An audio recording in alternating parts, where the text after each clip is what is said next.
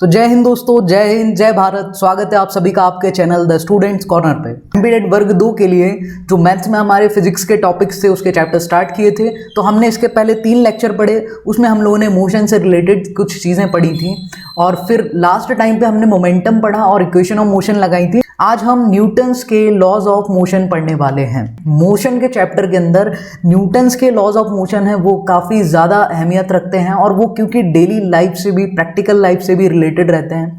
तो आज हम उसको समझने की कोशिश करेंगे। तो स्टार्ट करते हैं आज का वीडियो बिना किसी देरी के। अगर आपको लेक्चर्स पसंद आते हैं, आप एंजॉय करते हैं, तो आप चैनल को सब्सक्राइब जरूर कीजिएगा, इससे हमें बहुत ज़्यादा मोटिवेशन मिलता है। तो स्टार्ट करते हैं आज का लेक्चर। देखो, न्यूटन्स के लॉज में न्यूटन ने हमें टोटल इन शॉर्ट 3 नियम बताए थे। तो न्यूटन्स के फर्स्ट लॉ से स्टार्ट करते हैं और फिर फर्स्ट, सेकंड और थर्ड तीनों हम समझने की कोशिश करेंगे। तो यहाँ पे जैसा कि आपको स्क्रीन पर दिखाई दे रहा है, Newton's laws of motion, Newton's laws of motion. तो न्यूटन्स का जो फर्स्ट लॉ था उसको हम लॉ ऑफ इनर्शिया भी कहते हैं। यहाँ पर मैं इनर्शिया का मतलब होता है जड़त्व, इनर्शिया का मतलब यहाँ पे होता है जड़त्व। तो फर्स्ट लॉ को हम लॉ ऑफ इनर्शिया भी कहते हैं, मतलब जड़त्व का नियम भी कहते हैं। तो आइए समझते हैं कि फर्स्ट लॉ होता क्या है। देखो, इसमें हमने हिंदी और इंग्लिश दोनों में ही पीपीटी तैयार करने की कोशिश की है और समझते हैं हम हिंदी में भी हैं, तो ही लैंग्वेज वालों की तैयारी इससे हो सकेगी। तो देखते हैं हम न्यूटन्स के फर्स्ट लॉ में क्या था। तो Newton's first law states that if a body is at rest और moving at a constant speed in a straight line, it will remain at rest or keep moving in a straight line at constant speed unless it is acted upon by a force। Hindi में समझने की कोशिश करते हैं। Newton के पहले नियम में कहा गया है कि यदि कोई पिंड आराम पर है, पिंड मीन्स मास, या एक सीधी रेखा में स्थिर गति से गति कर रहा है, तो यह तब तक स्थिर रहेगा या अस्थिर गति से सीधी रेखा में चलता रहेगा जब तक कि उस पर कोई बल ना लगाया जाए। देखो, समझते हैं हम इसको। क्या नियम के हिसाब से बोला गया कि अगर कोई ऑब्जेक्ट, अगर कोई मास मोशन में है, मतलब गति कर रहा है, तो वो मोशन में ही रहना चाहता है। और अगर कोई मास या पिंड या फिर कोई ऑब्जेक्ट रेस्ट पर है तो वो रेस्ट पर ही रहना चाहता है, अनटिल और अनलेस, जब तक कि उस पर कोई एक्सटर्नल फोर्स एक्ट ना करे। ठीक है। और अब हम बात करते हैं इनर्शिया क्या है। तो यही इनर्शिया भी होता है कि अगर, देखो, 2 चीज़ें होती हैं यहाँ पे। हम बात करें अगर इनर्शिया की, इनर्शिया भी सेम चीज़ कहता है कि अगर कोई बॉडी रेस्ट पर है तो वह बॉडी रेस्ट पे रहना चाहती है, अगर कोई बॉडी मोशन में मूव कर रही है तो वो मूव करते रहना चाहती है, दैट मीन्स मोशन में रहना चाहती है, अनटिल और अनलेस उस पर कोई बाहर से फोर्स ना लगाया जाए। देखो, फर्स्ट जो लॉ है, इसीलिए हम इस फर्स्ट लॉ को लॉ ऑफ इनर्शिया भी कहते हैं। इनर्शिया मीन्स जड़त्व का नियम।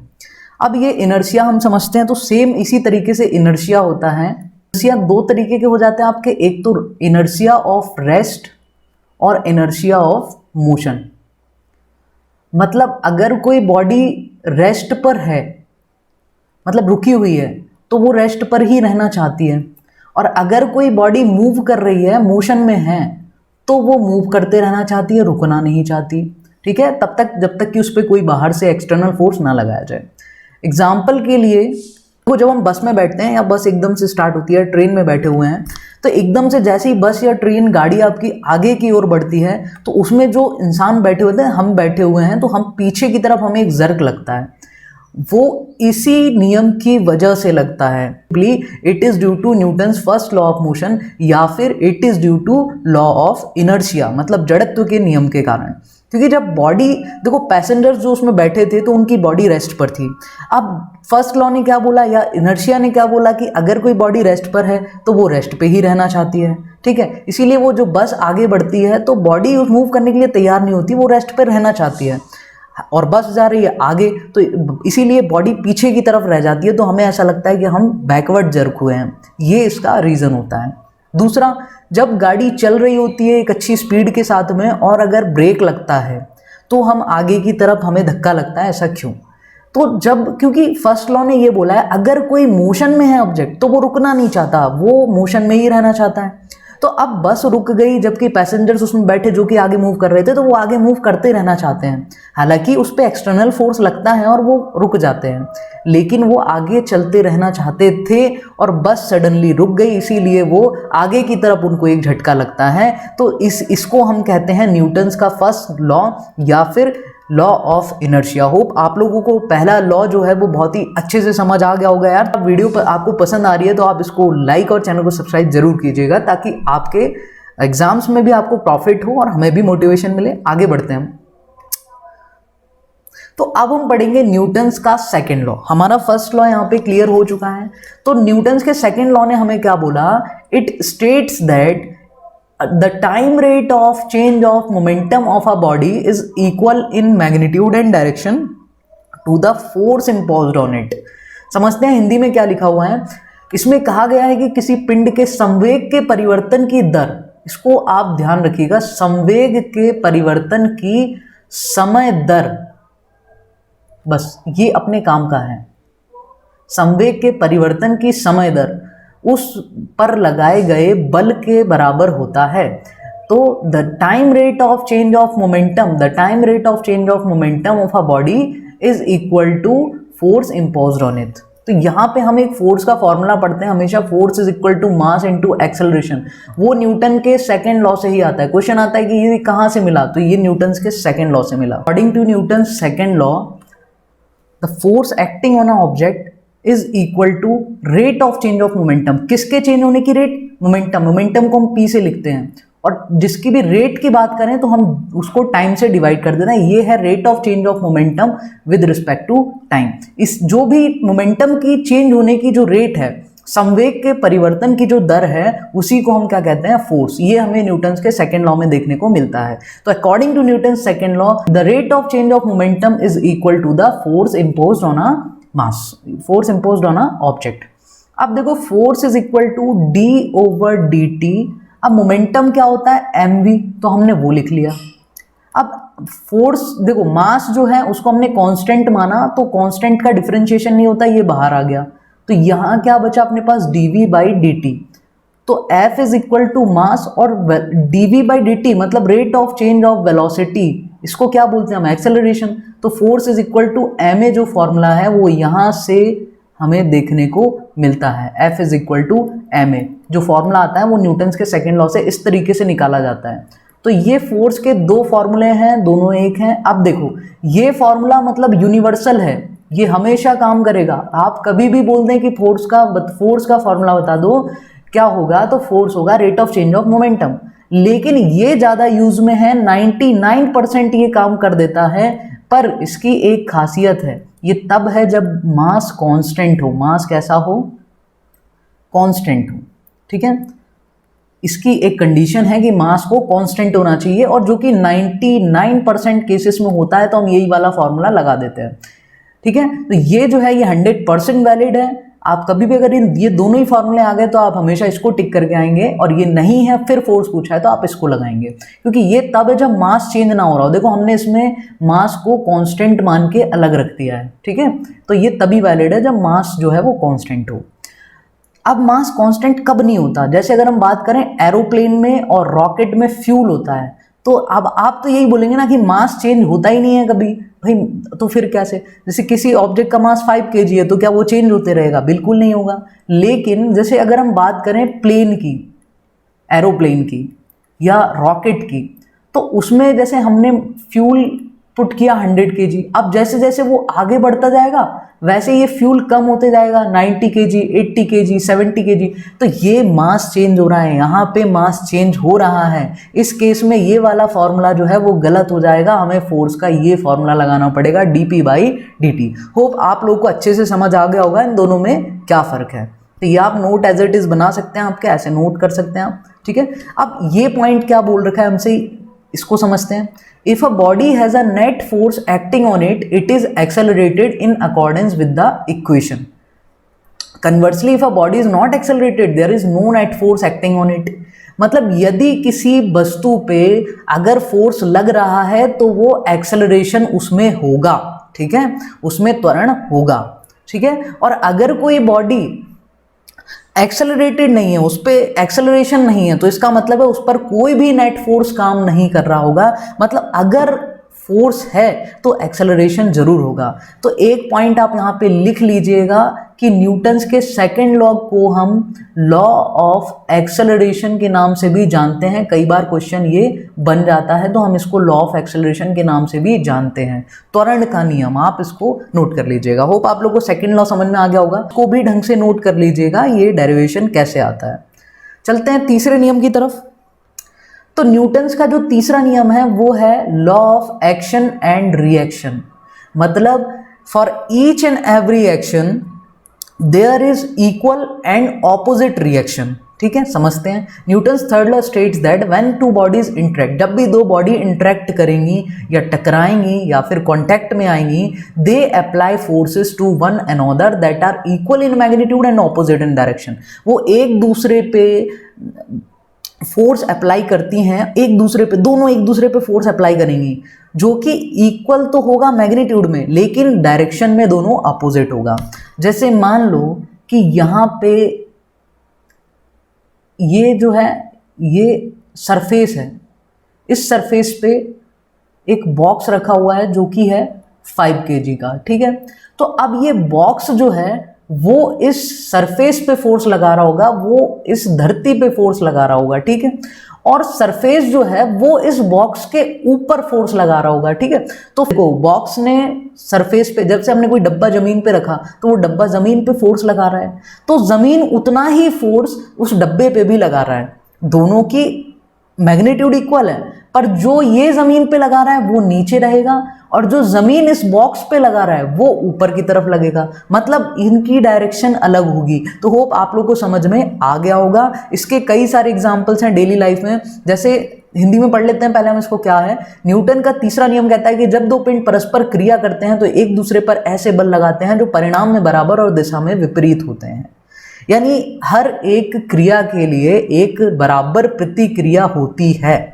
तीसरे नियम को क्रिया और प्रतिक्रिया के नियम के रूप में भी जाना जाता है। इसके कुछ एग्जाम्पल्स देखते हैं। तो जैसे हम मान लो हम चलने के लिए जो हम पैर जमीन पे रखते हैं चलने के लिए, तो क्या होता है, हम, आप ध्यान रखना, आप जमीन को पीछे की तरफ धकेलते हैं, तो इसीलिए जमीन आपको आगे की तरफ धकेलता है। आप जमीन पे फोर्स लगाते हैं, जमीन आप पे फोर्स लगाती है। तो इसको कहते हैं हम action and reaction force. Her force के, हर एक्शन के लिए एक इक्वल एंड ऑपोजिट रिएक्शन जरूर होगा। जब हम स्विमिंग करते हैं तो आप पानी को पीछे की तरफ फेंकते हैं, आप पानी को पीछे की तरफ धकेलते हैं। ठीक है, तो क्या होता है कि पानी आपको आगे की तरफ धकेलता है। आपको स्विम करके आगे जाना था, लेकिन हम क्या करते हैं, हम पानी को पीछे फेंकते हैं। हम वाटर पे पीछे फोर्स लगा रहे हैं, वाटर हम पे आगे की तरफ फोर्स लगा रहा है, जिसकी वजह से हम आगे बढ़ पा रहे हैं। तो आपको समझ आ रहा होगा कि for each and every action there is an equal and opposite reactions. यही है न्यूटन्स का थर्ड लॉ, और ये हर जगह अप्लाई होता है। आप इसको डेली लाइफ में इजीली रिलेट कर सकते हैं। नोट कर लीजिएगा। अब हम फर्स्ट लॉ में, कुछ लोगों को डाउट होता है, फर्स्ट लॉ में ये बोला था कि अगर किसी बॉडी जो है, कोई बॉडी मोशन में है तो वो मोशन में रहना चाहती है अगर उस पर कोई एक्सटर्नल फोर्स नहीं लगता। तो फिर जब हम एक क्रिकेट बॉल को फेंक देते हैं या जमीन पे ऐसे अंडर आर्म करके फेंकते हैं, लुढ़का देते हैं, तो वो अपने आप थोड़ी आगे जा करके रुक क्यों जाती है वो बॉल। ठीक है, जबकि जो चीज़ मोशन में, उसको मोशन में रहना चाहिए। तो स्टेटमेंट को ढंग से पढ़ो, until or unless an external force acts on it, तब तक जब तक कि उस पर कोई फोर्स लागू ना हो। अब जब ये बॉल आगे बढ़ती है तो इसमें देखो, जब ज़मीन पे कांटेक्ट में आएगी तो फ्रिक्शन फोर्स लगेगा, जब हवा में है तो एयर फ्रिक्शन लगेगा जो इसको पीछे की तरफ खींचने की कोशिश करेगा। तो इसके ऊपर कई सारे फोर्सेस होते हैं जिसकी वजह से फोर्स लगता है, तो फिर इसको रुकना पड़ता है। ठीक है, इसीलिए ये बॉल रुक जाती है। तो आप जो है, होप आप लोग को तीनों नियम जो हैं वो ढंग से समझ आ गए होंगे। तो अब हम कुछ क्वेश्चंस करेंगे। Question number 1, third law of motion is also called, तीसरे नियम को न्यूटन के हम क्या कहते हैं? Law of inertia, law of acceleration या एक्शन एंड रिएक्शन या लॉ ऑफ स्पीड। तीसरा नियम था, ठीक है, जो कि क्या कहता था? For each and every action there is an equal and opposite reaction, मतलब law of action reaction. Option number 3 जो है वो आपका राइट आंसर है। सेकंड क्वेश्चन पे चलते हैं। न्यूटन के सेकंड लॉ ऑफ मोशन, क्या न्यूटन के सेकंड लॉ को लॉ ऑफ इनर्शिया कहते हैं? नहीं कहते, ये फर्स्ट लॉ को बोला जाता है। क्या इसको काउंटर फोर्स कहते हैं? नहीं कहते। क्या इसको लॉ ऑफ ग्रेविटेशन कहते हैं? नहीं कहते। इसको हम लॉ ऑफ एक्सेलरेशन कह सकते हैं। क्या कह सकते हैं? लॉ ऑफ एक्सेलरेशन, यानी सेकेंड ऑप्शन जो है वो आपका राइट आंसर है। आगे बढ़ते हैं। An object of mass 7 kg is moving with a velocity given by, देखो वेलोसिटी की इक्वेशन दे रखी है हमें, ठीक है, ये आई जो है वो एक्स एक्सिस है और जे जो है वो वाई एक्सिस है। तो मास कितना है? 7 kg, तो फोर्स कितना काम कर रहा होगा उस पर, ठीक है, फोर्स निकाल लेते हैं। देखो वेलोसिटी दे रखी है हमें, v is equal to, velocity की इक्वेशन है 80 प्लस, इधर आई कैप लगा देंगे और यहाँ पे अपने पास है bt स्क्वायर जे कैप, ठीक है। तो एक्सेलरेशन क्या होता है? एक्सेलरेशन होता है rate of change of velocity, मतलब वेलोसिटी को इक्वेशन को टाइम की रिस्पेक्ट में डिफरेंशिएट कर दो, तो हम इसको कर देंगे डिफरेंशिएट। तो देखो a तो कांस्टेंट है, a भी कांस्टेंट है, यहाँ पे बाहर आ जाएंगे, तो डिफरेंशिएशन किसका होगा? dt बाई dt का आई कैप में, प्लस b बाहर आ जाएगा क्योंकि कांस्टेंट का डिफरेंशिएशन नहीं होता, तो डिफरेंशिएशन किसका होगा? टाइम के साथ, यहाँ पर हो जाएगा t स्क्वायर का और ये j कैप हो जाएगा। इसको जब हम सॉल्व करेंगे तो हमें मिलेगा डिफरेंशिएशन t के साथ 1 होगा। आप लोगों को ये आता होगा जैसे d over D x of x, ये फॉर्मूलेज होते हैं डिफरेंशिएशन के, बेसिक्स ये 1 होता है, आपको आना चाहिए। तो ऐसे ही टाइम की रिस्पेक्ट में टाइम का डिफरेंशिएशन 1 होगा, तो a इंटू 1 क्या हो जाएगा? a, तो इसको हम लिखेंगे ए आई कैप प्लस, अब b तो अलग ही था, ये कांस्टेंट लिख लिया, t स्क्वायर का क्या होगा? तो इसका हो जाएगा 2t, कितना हो जाएगा? 2t। तो जब हम यहाँ पे अब बात करें कि फोर्स की, तो फोर्स क्या होता है? मास इनटू एक्सेलरेशन। तो मास को हमने m रख दिया और एक्सेलरेशन हमने निकाल लिया है ए आई कैप प्लस 2bt जे कैप। 7 का मल्टीप्लाई कर देंगे क्योंकि मास कितना है? 7, तो 7 ए आई कैप प्लस 7 टू ज़ 14bt जे कैप, तो 7 ए आई कैप 14bt जे कैप। ऑप्शन नंबर 2 जो है वो आपका राइट आंसर है। आप लोगों को डिफरेंशिएशन का फॉर्मूला आता होगा, अगर आप लोगों को डिफरेंशिएशन में कोई दिक्कत है तो आप मुझे बताइएगा, मैं एक वीडियो आपका डिफरेंशिएशन पे इतना कर दूंगा, नॉर्मल फॉर्मूलेज जो आपको इसमें लगने वाले हैं, ठीक है। आगे बढ़ते हैं अगले क्वेश्चन की तरफ। When a bus start suddenly the passengers are pushed back, this is an example of which of the following. जब बस में लोग बैठे हुए हैं और बस आगे बढ़ती है अचानक से, तो उसमें बैठे लोग पीछे की तरफ रह जाते हैं, उनको जर्क होता है पीछे की तरफ, ये किस नियम के तहत होता है? तो हमने पढ़ा था कि जब कोई बॉडी रेस्ट में है तो पैसेंजर जो उसमें थे, रुकी हुई बस थी, वो रेस्ट में रहना चाहते थे। अब बस आगे बढ़ गई लेकिन वो तो रेस्ट में रहना चाहते, मतलब वो पीछे रह गए। तो ये कौन सा नियम था? ये न्यूटन का फर्स्ट लॉ था, ये न्यूटन का फर्स्ट लॉ था, यानी ऑप्शन नंबर 1 जो है वो राइट आंसर है। अगर फर्स्ट लॉ नहीं रहेगा तो इसमें लॉ ऑफ इनर्शिया भी रह सकता है, उसी को हम फर्स्ट लॉ को कहते हैं। आगे बढ़ते हैं। Due to an acceleration of 2 metre per second, देखो एक्सेलरेशन हमें दे रखा है 2 मीटर पर सेकेंड स्क्वायर का, इंक्रीजेस फ्रॉम 20 to 30, मतलब इनिशियल इंक्रीज हो रही ना, तो शुरुआत में मतलब इनिशियल वेलोसिटी थी 20 मीटर पर सेकेंड और फाइनल वेलोसिटी हो गई 30 मीटर पर सेकेंड। तो फाइंड द डिस्प्लेसमेंट, तो डिस्प्लेसमेंट जानने से पहले हम फर्स्ट लॉ लगा करके पहले ये देख लेते हैं कितने टाइम में हुआ, ठीक है। तो फर्स्ट लॉ क्या कहता है? v is equal to U plus 80, v कितना है 30, u कितना है 20 प्लस एक्सेलरेशन कितना है 2, टाइम हमें निकालना है, ये 20 इधर आके हो जाएगा माइनस, तो 30 में से 20 जाएगा तो बचेगा 10 is equal to 2t।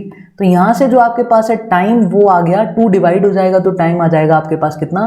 5 second. जब टाइम 5 सेकेंड आ चुका है तो अब आप डिस्प्लेसमेंट आराम से निकाल सकते हैं, ठीक है। तो हम देखते हैं डिस्प्लेसमेंट कितना है। तो हम लगाएंगे अब सेकेंड इक्वेशन ऑफ मोशन जो कि होती है s is equal to U T plus half 80 square. Displacement तो हमें निकालना ही, हमने इसको यहीं छोड़ दिया, u मतलब इनिशियल वेलोसिटी हमारे पास थी 20, टाइम हमने निकाला 5 आ गया, प्लस हाफ एक्सेलरेशन हमें 2 गिवन है, टाइम कितना है 5, तो 5 का हम क्या कर देंगे स्क्वायर। जब हम इसको सॉल्व करेंगे तो ये देखो 2 से ये 2 हो गया कैंसिल, और 25 का क्या होगा 100, और साथ में इधर कितना आ जाएगा 5 का स्क्वायर 25। तो डिस्प्लेसमेंट आपके पास जो है, डिस्प्लेसमेंट निकल के आ गई आपके पास 125, कितनी आ गई मीटर्स में 125, यानी ऑप्शन नंबर 2 जो है वो आपका राइट आंसर। होप आप लोग को समझ में आ रहा होगा। इक्वेशंस ऑफ मोशन इसके पहले का वीडियोज है, अगर आपने नहीं देखा है तो आप उसको देख लीजिएगा। अब हम नेक्स्ट क्वेश्चन देखते हैं। दो बॉडीज हैं जिनका मास m1 m2 है और वो रेस्ट पर भी हैं, उन पे एक फोर्स लग रहा है बॉडीज पे टी टाइम के लिए। तो देखो हम जानते हैं कि जो फोर्स होता है वो क्या होता है dp/dt, ठीक है। तो विच quantity will be equal for the bodies. देखो फोर्स तो दोनों पे सेम लग रहा है, तो यानी फोर्स तो ये दोनों पे सेम आ गया। तो यहाँ पे अगर हम चेंज इन मोमेंटम की बात करें, dp की बात करें, तो f.dt, क्योंकि दोनों पे फोर्स भी सेम है और दोनों का फोर्स लगने का टाइम इंटरवल्स भी सेम है, तो यहाँ पे क्या कंजर्व रहेगा, यहाँ पे मोमेंटम जो है वो सेम रहेगा, यानी ऑप्शन नंबर 3 जो है वो आपका राइट आंसर हो जाएगा। चलते हैं नेक्स्ट क्वेश्चन पे। What is the mass of an object that requires a force of 90 Newton to accelerate at a rate of 2.6? तो सीधी सी बात है F is equal to ma, क्योंकि मास यहाँ पे कांस्टेंट है। 99% में केसेस में मास कांस्टेंट रहता है, एरोप्लेन रॉकेट्स इनमें मास चेंज होता है। तो फोर्स हमें दे रखा है 90 न्यूटन, ठीक है। तो मास हमसे पूछा है कि क्या होगा अगर एक्सेलरेशन, इतने फोर्स पर उस पर एक्सेलरेशन बन रहा है 2.6 का। तो सीधी सी बात है मास चाहिए तो 2.6 जो है वो उठ के इधर आ जाएगा, ठीक है। अब ये डेसिमल अगर हम हटाते हैं तो ऊपर हमें 10 लगाना रहेगा। तो अब सीधी सी बात है ये हो गया आपके पास, आप इसको कैंसिल कर लीजिएगा तो ये हो जाएगा 5 और ये हो जाएगा 13, ठीक है। तो 9 ये हो जाएगा 450 और अपॉन में आएगा 13। जब आप इसको सॉल्व करोगे तो 13 3 जा 39, 6 बचेगा 60 हो जाएगा, ठीक है। तो 13 4 जा 52, 8 बचेगा, तो 34 पॉइंट वाला कोई ऑप्शन, ऑप्शन नंबर 2 जो है वो आपका राइट आंसर हो जाएगा। Bus start suddenly the passengers are pushed back, this is an example of which of the following. तो ये है न्यूटन्स के फर्स्ट लॉ का, तो ये पहले भी क्वेश्चन हो चुका है इसलिए इसको एक्सप्लेन नहीं करेंगे। तो होप आप लोगों को वीडियोस पसंद आया होगा और आपके कॉन्सेप्ट जो है न्यूटन्स के लॉ से रिलेटेड वो क्लियर हुए होंगे।